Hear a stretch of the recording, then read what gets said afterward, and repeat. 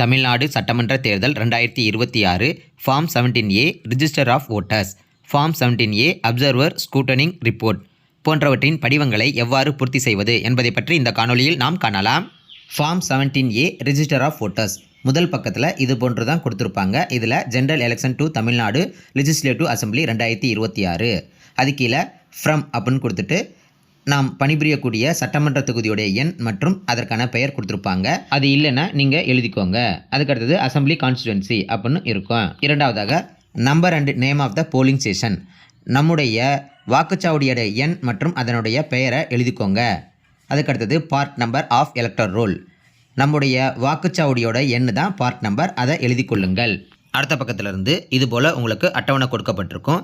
இந்த அட்டவணையில் முதலாவதாக சீரியல் நம்பர் கொடுக்கப்பட்டிருக்கும். இந்த சீரியல் நம்பர் ஏற்கனவே அச்சிடப்பட்டிருக்கும். இரண்டாவதாக சீரியல் நம்பர் ஆஃப் எலக்ட்ரோர் இந்த எலக்ட்ரல் ரோல், எலக்ட்ரல் ரோலில் அந்த வாக்காளருடைய சீரியல் நம்பரை இந்த கட்டத்தில் எழுதி கொள்ள வேண்டும்.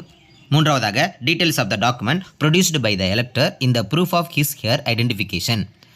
ஒரு வாக்காளர் ஓட்டளிக்க வரும்போது ஓட்டர் ஸ்லிப் மற்றும் ஓட்டர் ஐடி, அதாவது வாக்காளர் அடையாள அட்டை, அதை எடுத்துகிட்டு வந்திருப்பார்.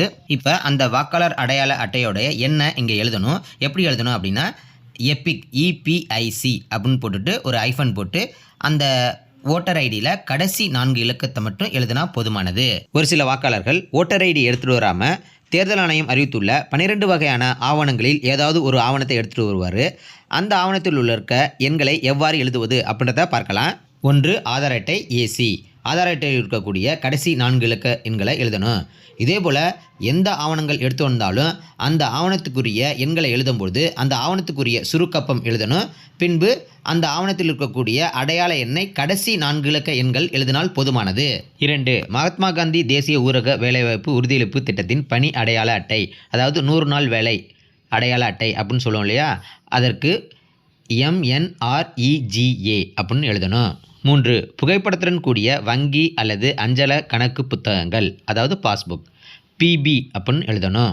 4 தொழிலாளர் நல அமைச்சக திட்டத்தின் கீழ் வழங்கப்பட்ட மருத்துவ காப்பீடு அடையாள அட்டை HIS அப்படின்னு எழுதணும். 5 ஓட்டுநர் உரிமம் DL அப்படின்னு எழுதணும். 6 வருமான வரி நிரந்தர கணக்கு எண் அட்டை, அதாவது பேன் கார்டு PC அப்படின்னு எழுதணும். 7 தேசிய மக்கள் தொகை பதிவேட்டின் கீழ் இந்திய தலைமை பதிவாளரால் வழங்கப்பட்ட ஸ்மார்ட் அட்டை SC அப்படின்னு எழுதணும். 8 இந்திய கடவுச்சீட்டு PPT. 9 புகைப்படத்துடன் கூடிய ஓய்வூதிய ஆவணம் PD.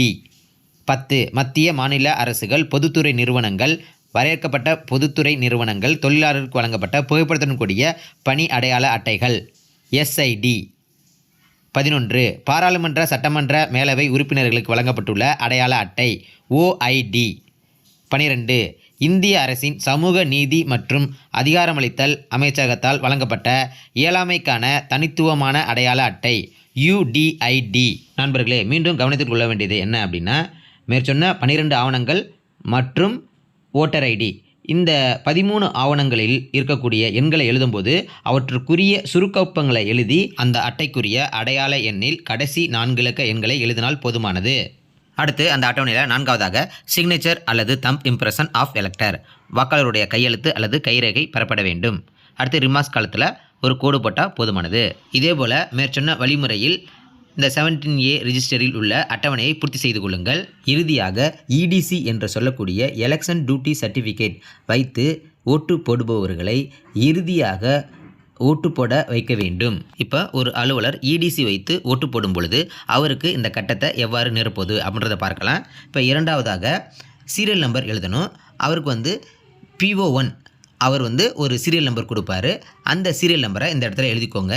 அடுத்து மூன்றாவதாக EDC வைத்து ஓட்டுப்படக்கூடிய அந்த அலுவலருடைய எலக்ட்ரல் ரோலில் என்ன வரிசைன்னு இருக்கோ அந்த வரிசையினை முதலாவதாக எழுதணும். ஸ்லாஷ் போட்டுட்டு அவருடைய போலிங் பூத் நம்பரை எழுதணும். ஸ்லாஷ் போட்டுட்டு அவருடைய சட்டமன்ற தொகுதியுடைய எண் மற்றும் பெயரை எழுதணும். இது எல்லாமே EDC சர்டிஃபிகேட்டில் உங்களுக்கு இருக்கும்.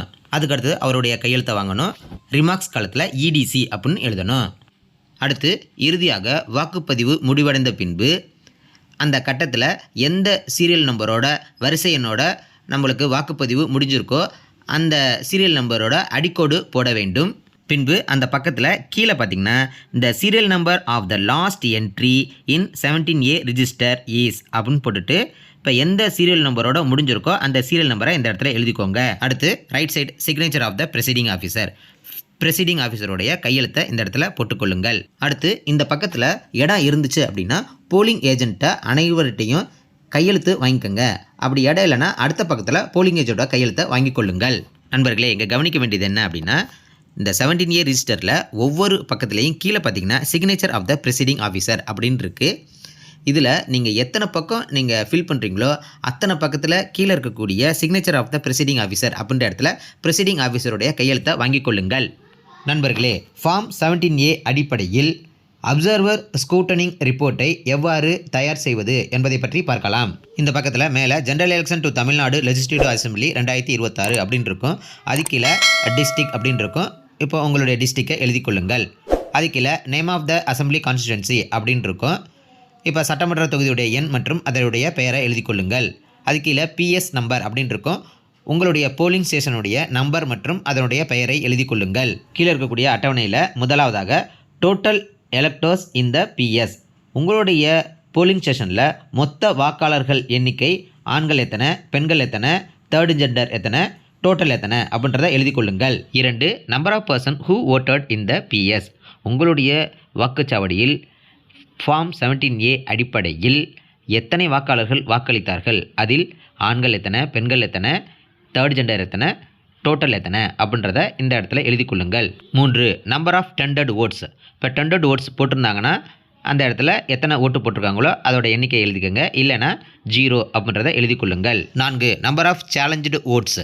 சேலஞ்சு ஓட் போட்டிருந்தாங்கன்னா அதோட எண்ணிக்கையை எழுதிக்கோங்க. அப்படி இல்லைனா அந்த இடத்துல 0 என்பதை எழுதி கொள்ளுங்கள். 5 number of proxy votes by CSV. Proxy vote போட்டிருந்தாங்கன்னா அதோட மொத்த எண்ணிக்கையை எழுதிக்கங்க. அப்படி இல்லை அப்படின்னா அந்த இடத்துல 0 என்பதை எழுதி கொள்ளுங்கள்.